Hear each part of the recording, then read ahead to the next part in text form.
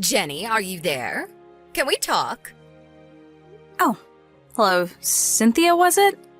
I'm on my company break now, so I'm okay for 10 minutes or so. Oh, I see. You're talking to your future, possible mother-in-law, and you give me a time limit to talk? That has nothing to do with it.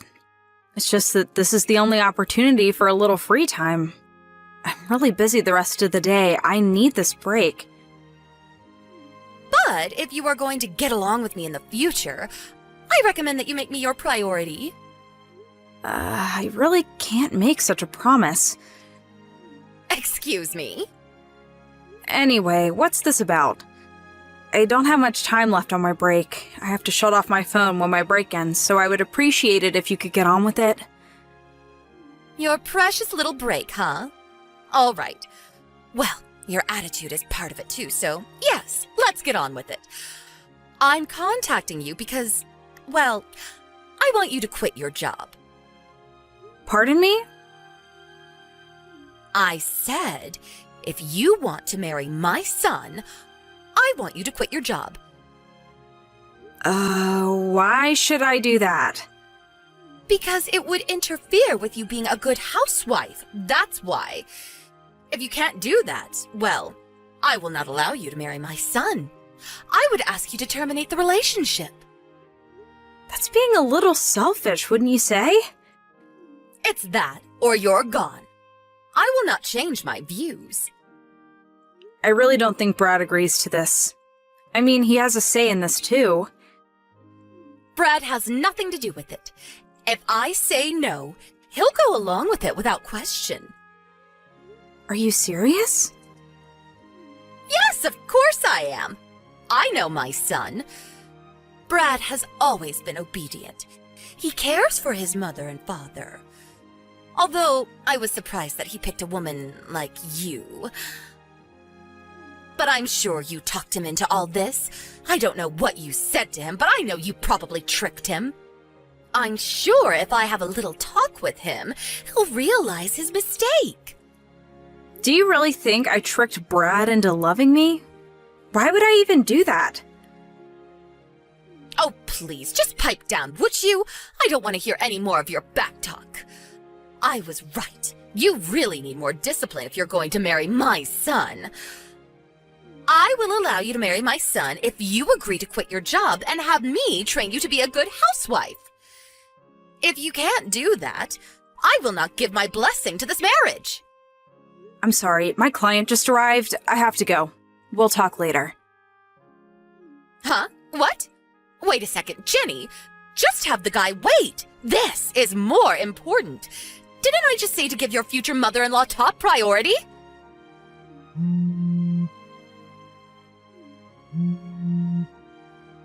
Jenny, pick up. You will regret treating me like this.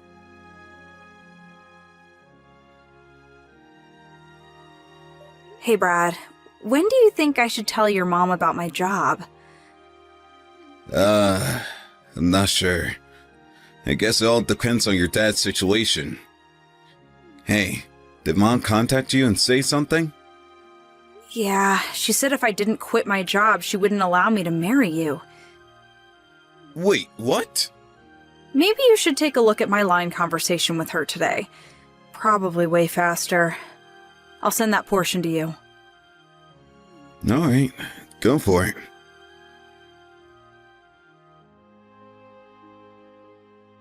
Oh my god, what the hell is this? Doesn't she realize what kind of trouble we'd be in if you quit your job? Besides, I'm the one marrying you, not her. It's what I want. Thanks for that, Brad. Makes me feel way better. But no matter what she says, there's no way I'm going to quit my job. Or should I say, it's impossible. Yeah, well, I guess she doesn't know all the details, so she'll say what she wants. Yeah, I guess you're right. We're just two people who fell in love and plan to get married. But it's really not that simple. There's that little point about your father that makes it complicated. Yeah, I know. I really didn't want to tell my mom about it so soon, but she brought up the thing about introducing this girl. My mom, the great matchmaker. She was always trying to introduce me to one prospective wife or another. Anyways, it all depends on my dad, I suppose. Maybe we should sit down with your dad sometime soon and discuss this. What do you think? Yeah, maybe we have no other choice. The situation between you and Mom is getting way out of hand. Probably better to straighten this thing out ASAP. Yeah, let's do that. Thanks, Brad.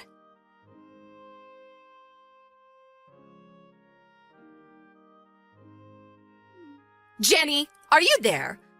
Or are you on your break and you can't talk?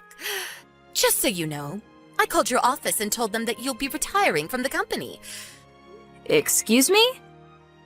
I recently came into some interesting information. Apparently, you work for a company that does business with my husband's company.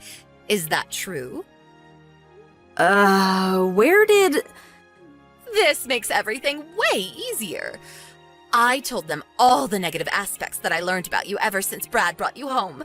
I told them straight up, if you don't fire her right this minute, my husband will terminate all accounts with your company. Hold on a second. What did you just say? What's going on? Mother? Why go so far? My husband's company is one of the biggest and most influential companies around here. I figured your company was a mere subcontracting company, and you're just a lowly desk clerk. I'm right, aren't I? I'm sure the company HR department will contact you pretty soon, so you better be ready to accept the consequences. If you had just obeyed my request, I wouldn't have taken it this far. Mother, I really don't know what you're talking about. Now come on, Jenny, look at the bright side. Now that you have no job, you can marry Brad, and I can start teaching you how to be a good housewife. What more can you ask for? I did you a favor. I can't understand why you would go so far to make me quit. It's for your own good. Okay then, I guess I'll just have to terminate all negotiations with your husband's company. Pardon me? Cynthia, I know you've never worked a day in your life. I think that fact has worked to your disadvantage. What are you talking about? I have no problem with you being a full-time housewife and mother, don't get me wrong.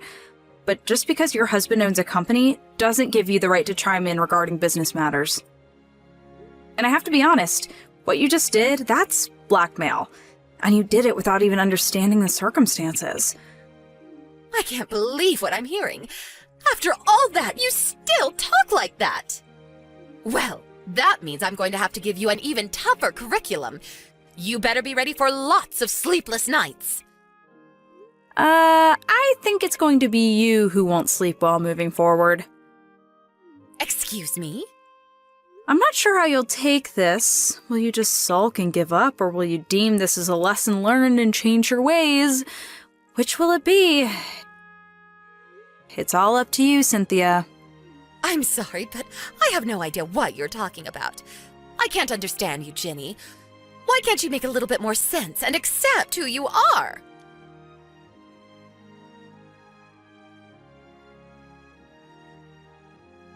Jenny, pick up right this minute. We have to talk. What am I going to do? My husband just asked me for a divorce. He said that in order for the company to avoid bankruptcy, I'm an impediment. He said I would drag the company down. On top of that, he said that you're the CEO of the company my husband is working with. That can't be right, can it? Apparently, your company is way bigger and more influential than my husband's. Yes, that's right. I really hate comparing our respective companies. You know which is bigger or more influential. We all have our good points and bad points, but your husband's company is currently on the verge of bankruptcy. And with the loss of a major client, that may be inevitable. Why? Why did things end up this way? I would ask you the same question, Cynthia. Why? I really don't know. It's because you've been obsessed with status. Brad was slated to take over from your husband someday as president. You figured you were the head of the family, as if you were the first lady, so to speak. You even used the employees of the company as your own personal staff, ordering employees to pick you up in the company car and take you shopping or to a luncheon with friends. I heard you even had employees come to your house to clean up and cook. Some even complained that you yelled at them, demanding that they take priority for you rather than the company. As a result, several key employees ended up resigning. The company was left with an inadequate workforce. They were not able to continue projects that were prematurely postponed due to the resignation of some of those key project managers. Well, subsequently, it had adverse effects on some of the company's major projects. But I was only trying to... Many of those major clients had no other choice but to terminate their contracts due to lack of progress. That's where my company stepped in.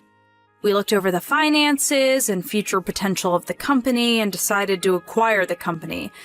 Simply put, we bought you out. Bought us out? You mean your company purchased my husband's company?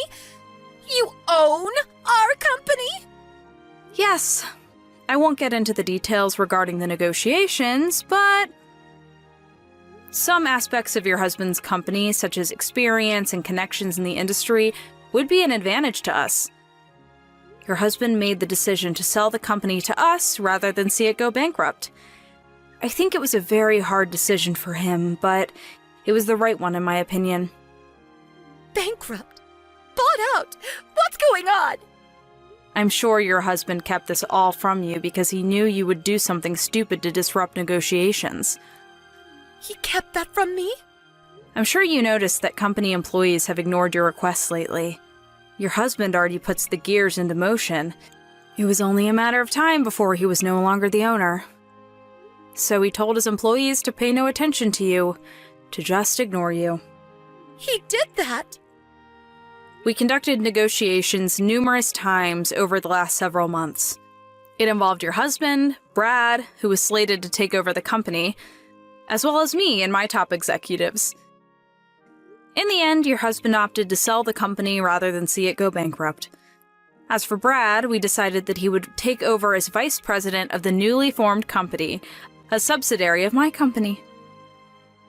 Brad is going to be vice president of this company? And who's going to be the CEO of this company? That would be me, for now. Well, it should be Brad! That was not solely my decision. It was voted on by the board of members, a sound business strategy. Well, during this time, Brad and I started seeing each other on occasion. First it was all business, but gradually we got to know each other. Well, you know the rest. And that's where we are right now. If that's the case, could you talk to my husband and ask him to rethink this divorce? You want me to persuade him? Yes, that's right. It's the least you can do for me. If you do that, I'll let you work for however long you want, and we can forget all about that housewife training, and I'll give you permission to marry my son Brad. What do you say? I don't need your permission to keep working or to marry Brad. I'll do as I please. Pardon me? How could you say that? I wish you would get this through your head that you have no power to change any of this. Please, Jenny, don't be that way. Listen to me. I believe your lawyer is on the way to discuss your divorce. You're probably pretty busy, so I'd better get going. Bye! Two months later, we welcomed some new staff members to our company. Several members from the newly acquired company and our team started working together, and things got off to a great start. As for Cynthia, the divorce proceedings went through without a hitch, with her husband providing her with a reasonable financial package, and even introducing her to a fairly good employment opportunity, but on her first day on the job, she took an overly long lunch break without permission and got fired on the spot. She's never worked a proper job before and does not possess any sort of work ethic, it seems. So all she had to live on was her modest divorce money, but that hit rock bottom pretty quick. She ended up coming to me and Brad for help, but Brad brushed her off. She had no choice left but to return to her parents' place in the country. I hear she's living in some beat-up apartment there, working at some local grocery store, trying to make ends meet.